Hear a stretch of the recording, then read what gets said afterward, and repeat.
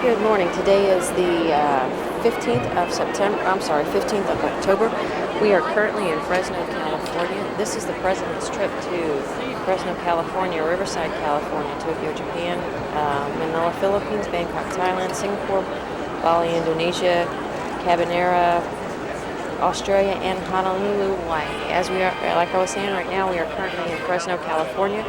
We are waiting for the remarks on the housing and economy. This is main camera, Jordan on camera, Shepard on audio. This is an open event, and camera gear is 790-3.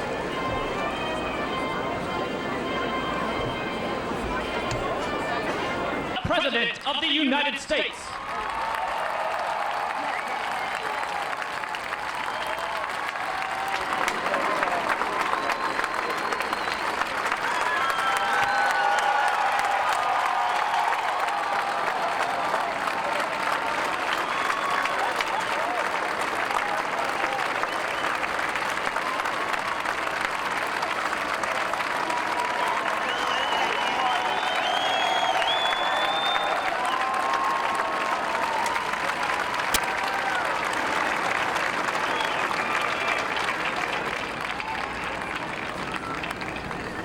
Good morning, and welcome to Ruiz Foods.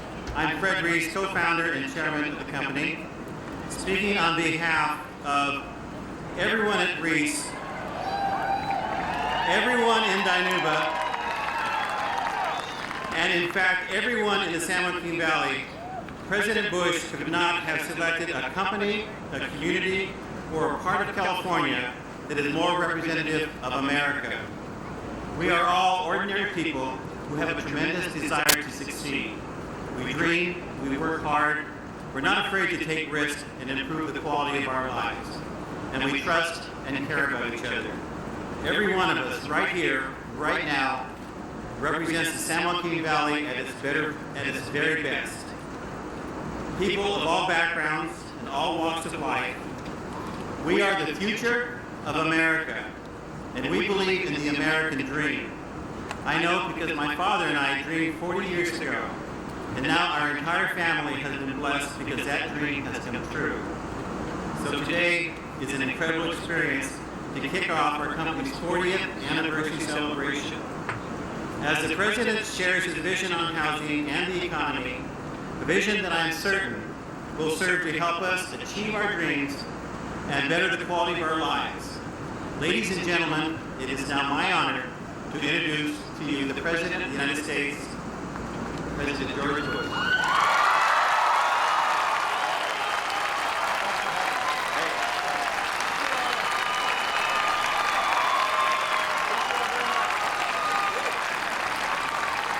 Thank you all. Thank you very much. Hola. ¿Cómo está? Me too. Thanks for coming. It's an honor to be here, Fred. Thank you very much for your hospitality on this beautiful day. It's been my honor to come to a place that's the embodiment of the American dream. See, what we believe is that we believe people in this country are able to work hard, dream big, and realize their dreams. The Ruiz family has done that.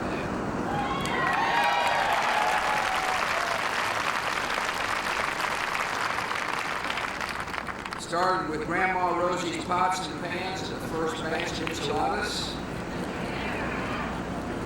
Fred was just telling me they produce 3 million burritos a day. For a man who likes burritos, I'm in heaven. I also like to thank hospitality Ruiz has shown me, patriarch of this great family, initial dreamer along with his son to build and create, most importantly to provide jobs for over 1,200 people. Chance for 1,200 people to realize their dreams. What America is all about. We're here to herald the greatness of America, the American spirit, the strength of our country.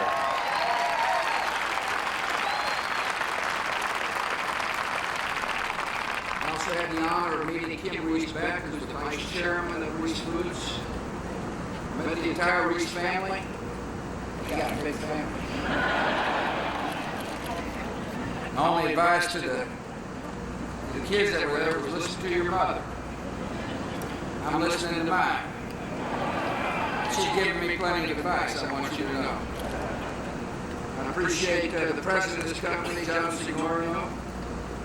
I want to thank my friend Mel Martinez, who you just met. Mel is Secretary of Housing and Urban Development. He's in my cabinet. He's got a lot of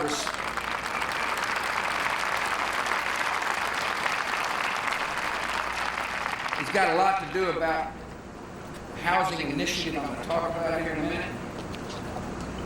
Mel is a fellow who was raised in Cuba. Mother and dad didn't like the idea of their son being raised in a totalitarian state where there was no freedom, but still no freedom. So you know what they did? When he was 15 years old, they put him on an airplane to America. They found a program for a loving family, welcoming young Mel with open arms. He fled tyranny because his parents loved freedom, and now he's in the cabinet of the President of the United States. And I'm proud of my friend.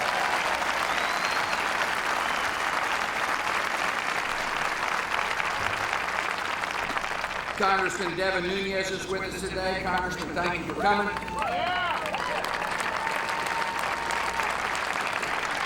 George Radonovich, as well as a member of the United States Congress. Thank you for coming, Jorge. Bienvenidos.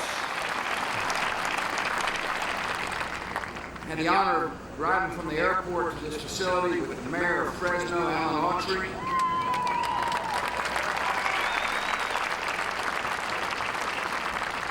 He's a good man. He cares deeply about the people of Fresno. He's doing a great job. I'm proud to call him a friend. I want to thank Mike Smith, who's the mayor of Dinuba.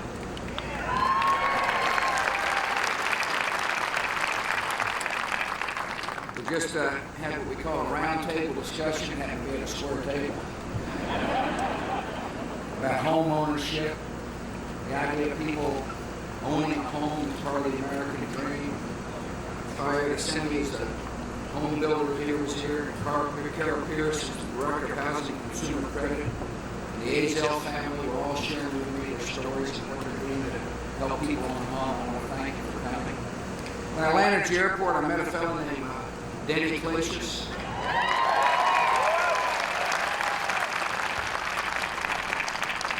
Denny brought some of his family with him. You know, there's a lot, the reason I bring up Denny is there's a lot of talk about our country's military might. We're strong and we'll keep it strong. And there is talk about, you know, the economy and wealth of the country. Do everything we can to make sure the economy grows. The true strength of the country is the hearts and souls of our American citizens. That's our strength. It's the thing that makes this country incredibly strong. I bring up Danny because he is what we call a soldier in the army of compassion. He, out of the First Church of the Nazarene, he has become a volunteer. He has heard the call, the universal call of all religions to love a neighbor just like you like to be loved yourself. He helps each month to organize and pick up food donations. He knows when somebody's hungry and hurts and there needs to be love to help that person. Then he sets a great example. Ruiz Company sets a good example by encouraging people like Danny to volunteer. My call to our fellow Americans is love a neighbor. When you find somebody who hurts, put your arm around them, mentor a child, go see shut-ins. Tell somebody you love them on a daily basis. America can and will change one heart, one soul, one conscience at a time. Thanks to the soldiers in the armies of compassion. Danny, thank you for being here.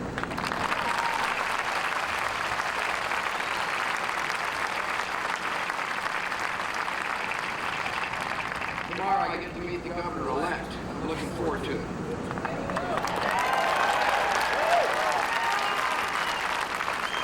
I'm going to share with him my optimism about the future of this country.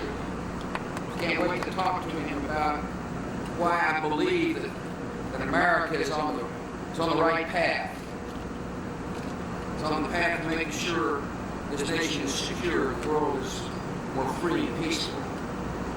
It's on the right path to make sure our fellow citizens can find a job.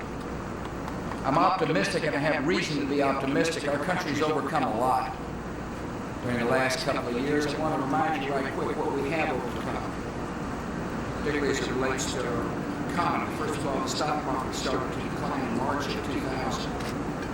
And then just as we were going into office, the country went into a recession. That means there was negative growth. It means people were being laid off. Things weren't good in our economy. And then just as things began to get better, the enemy hit us. September the 11th, 2001, and that hurt us. It hurt the economy. It hurt the psyche of the American people. But we're tough people. We're determined people. And we began to get...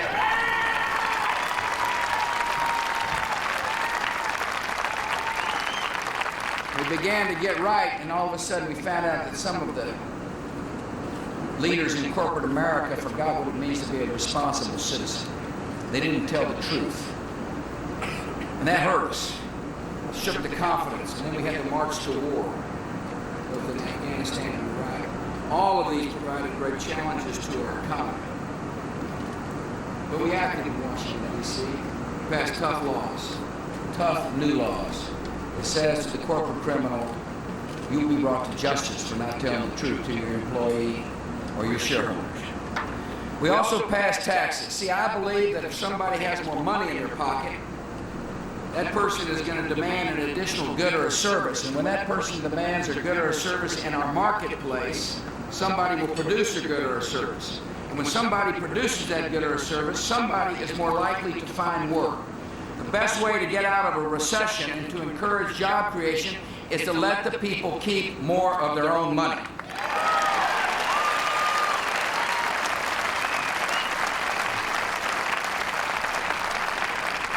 And that's what we did. Took the message to the people, and the Congress heard the message. We passed historic tax relief. We said that everybody who pays taxes ought to get tax relief.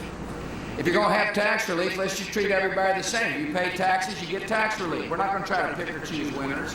We said we want to encourage marriage in the tax code, not discourage marriage, so we reduced the penalty on marriage. We understand how tough it is to raise a child in our society, and so we increased the child credit from $600 a child to $1,000 a child and put the check in the mail last summer.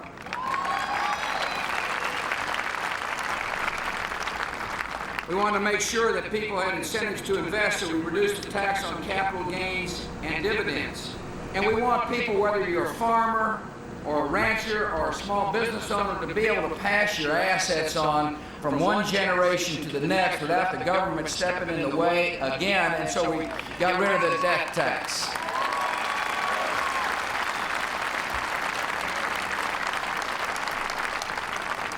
But inherent in that tax, I want you all to understand that one of the things I kept in my mind the entire time that we were opposing this policy was the importance of the small business owner in America.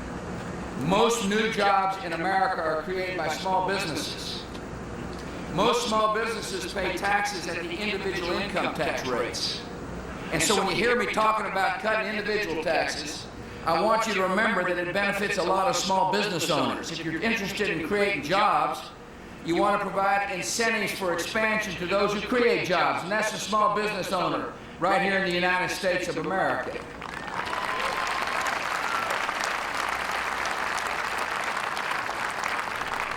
We also raised the expensing allowed for small businesses on purchases from $25,000 to $100,000 to encourage people to be purchasing things in our society, and it's making a difference. These policies are making a difference.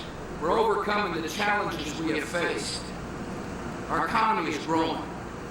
Last month we had an increase in net new jobs. After-tax income, the people are going up. Productivity of the American worker is strong. We've got the best workers in the world. The entrepreneurial spirit is vibrant.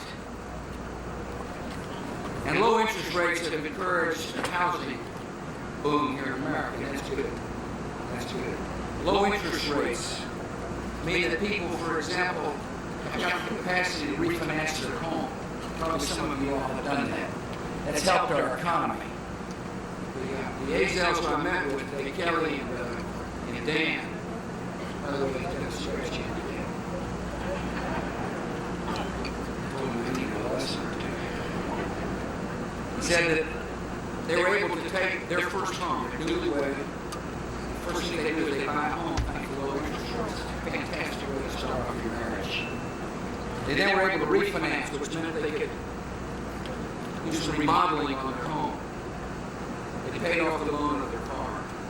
Low interest rates. It's helped the American citizens. It's helped them to buy a home. It's helped them to refinance if they own a home. Put more money in circulation, which is good for job creation. Low interest rates makes it easier to buy a home. Home ownership is at near record highs, and that's good because we need to be an ownership society in America.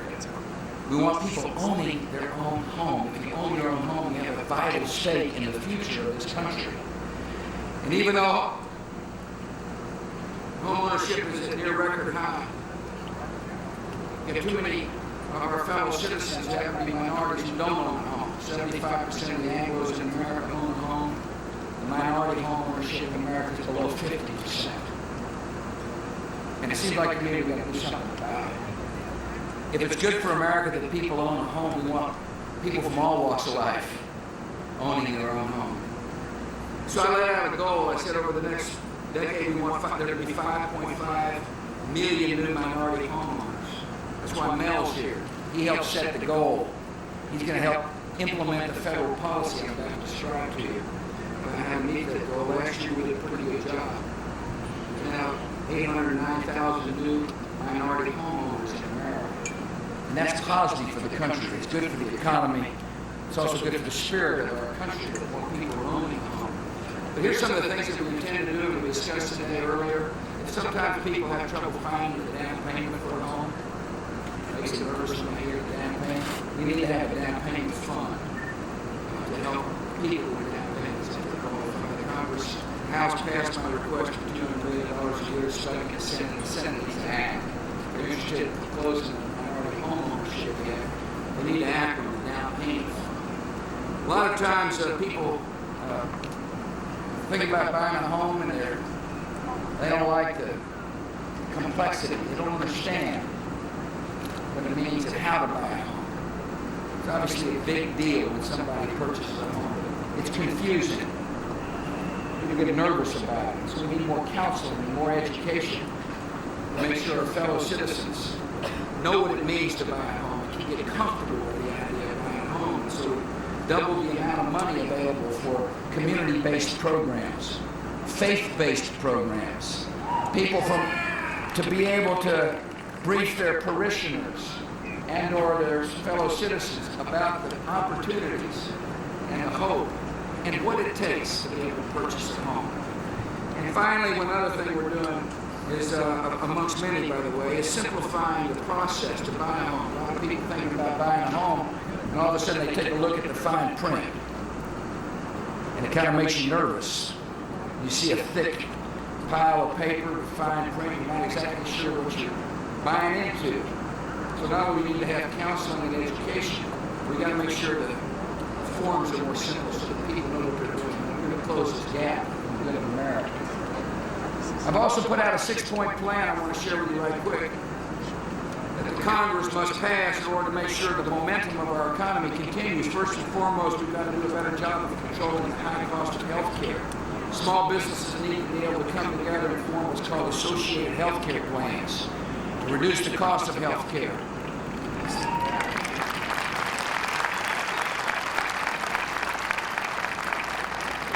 This country and this state must fight off the junk lawsuits that are making it awfully difficult for people to expand their businesses and hire people. We need a national energy policy. If you're interested in growing the economy, people have got to make sure they got a reliable source of energy. We need to encourage more conservation, more environmentally friendly ways of using the energy we have at hand. But one thing is for certain, for the sake of economic security and national security, we need to be less reliant on foreign sources of oil.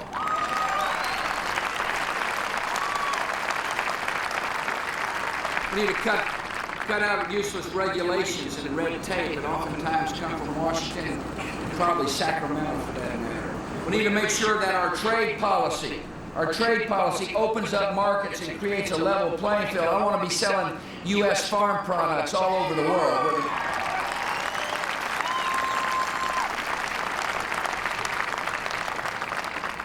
And finally, in order to make sure this economy continues to grow, there needs to be certainty in the tax code. All the tax relief I described to you goes away because of a quirk in the rules in the United States Senate. In other words, the Senate giveth on one hand, and they taketh away with the other. In order to make sure our economy grows, all the tax relief I described needs to be made permanent by the United States Congress.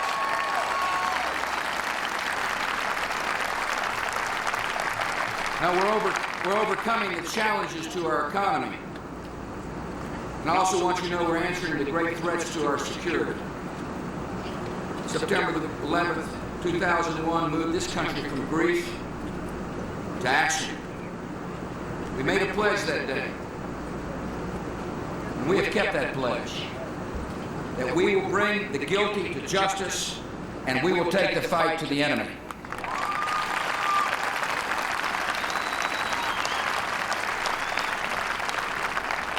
And we now see the nature of the enemy very clearly. These people are terrorists, cold-blooded killers. They plot in secret. They target the innocent. They defile a great religion. And they hate everything America stands for. They're not going to be stopped by negotiations. They won't be appeased. Therapy is not going to work on them.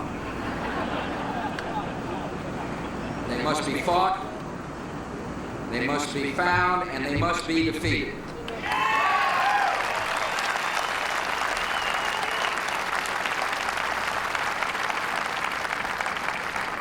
We're in a new kind of war, and it requires a new kind of strategy. We will not wait for further attacks. We will not hope for the best. We will strike our enemies before they can strike us again.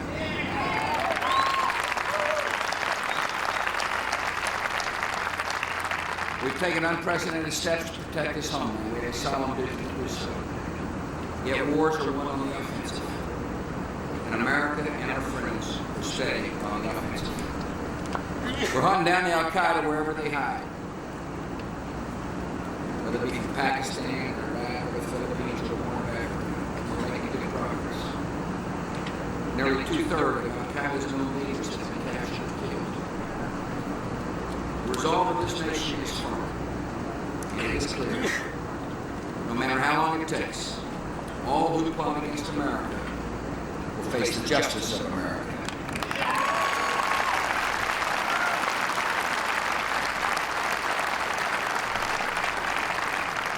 The administration has also sent a message that has been heard around the world. If you partner with terrorists, if you support a terrorist, if you feed a terrorist, you're just as guilty as the terrorists. And the Taliban in Afghanistan found out what we meant.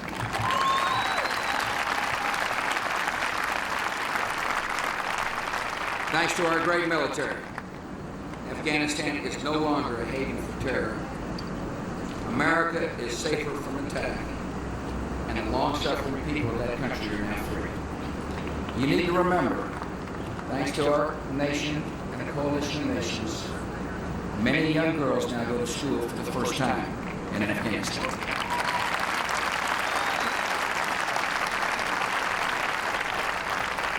And we fought the war on terror in Iraq.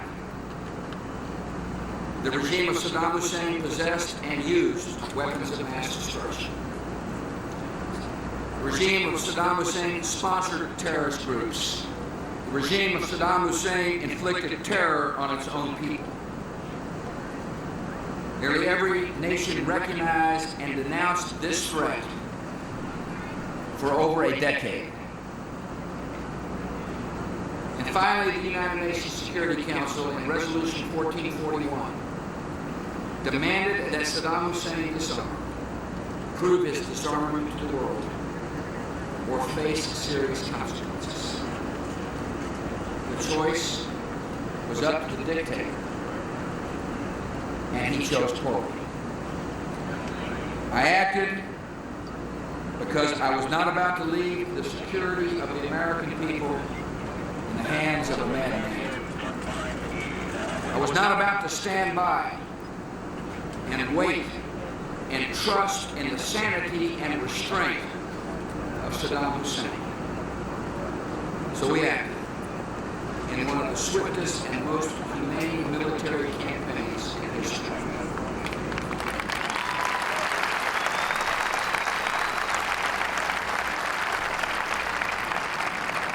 And since the liberation of Iraq, our investigators have found evidence of a clandestine network of biological laboratories, advanced design work on prohibited longer-range missiles, an elaborate campaign to hide illegal programs. We've still got more to investigate. Yet it is undeniable that Saddam Hussein was in clear violation of United Nations Security Resolution 1441. It said he must disarm, prove his disarmament, or face serious consequences. It is undeniable that Saddam Hussein was a deceiver and a danger. The United Nations Security Council was right to demand that Saddam disarm, and we were right to enforce that demand.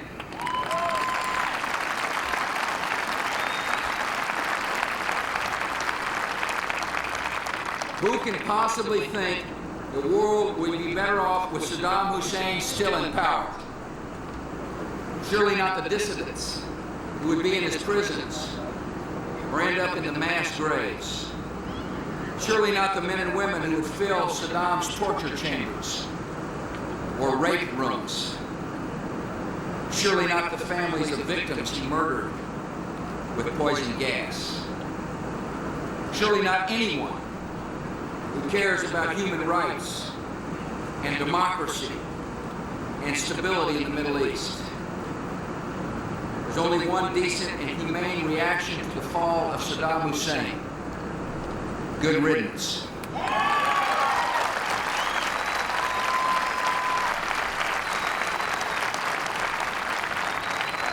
Our country now is approaching a choice.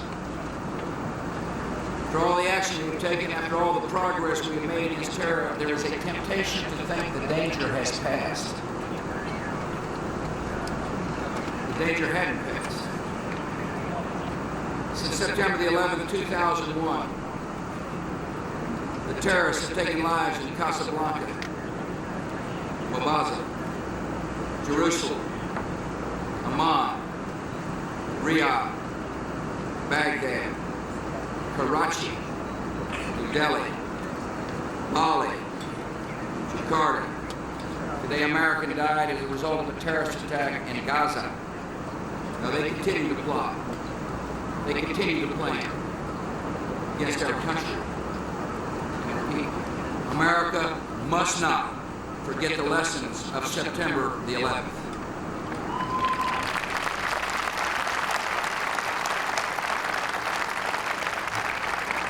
America cannot retreat from our responsibilities and hope for the best.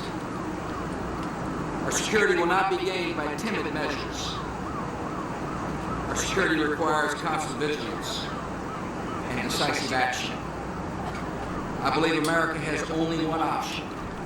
We must and we will fight the war on terror until our work is done.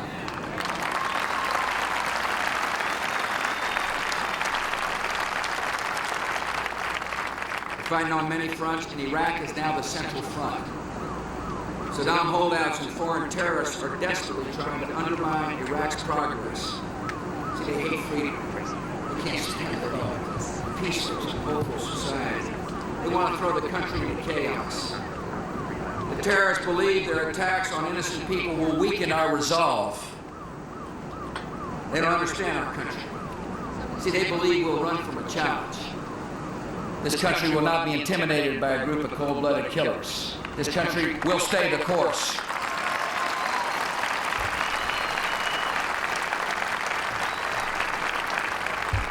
And we're making good progress in Iraq. We're after the killers.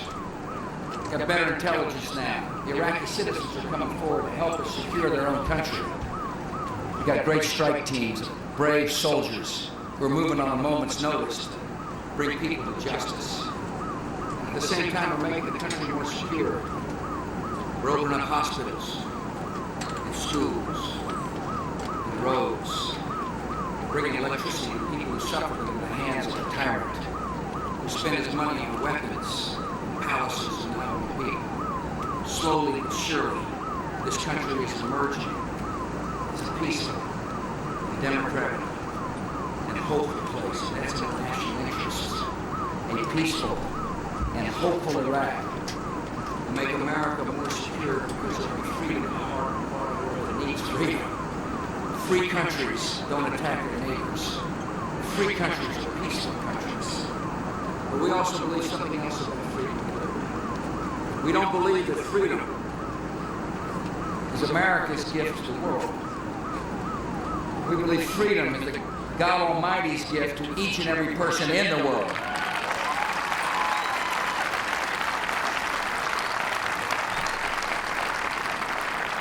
No, we're making progress, and we'll do the job the right way.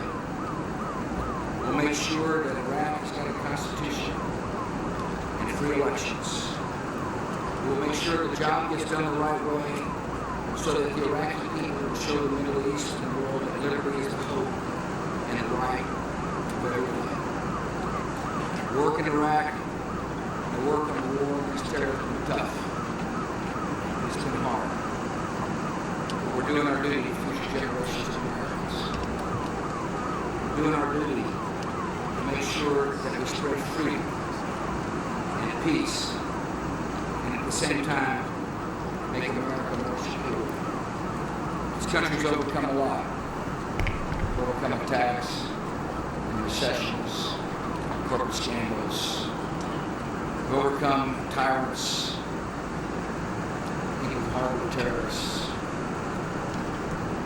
There's no doubt in my mind, because of who we are and who we stand for, what we stand for. This nation cannot not only overcome challenges, but we do our duty to make sure America is as hopeful and secure for every person who's fortunate enough to live in this land. May God bless you all, and may God continue to bless America. Thank you all very much.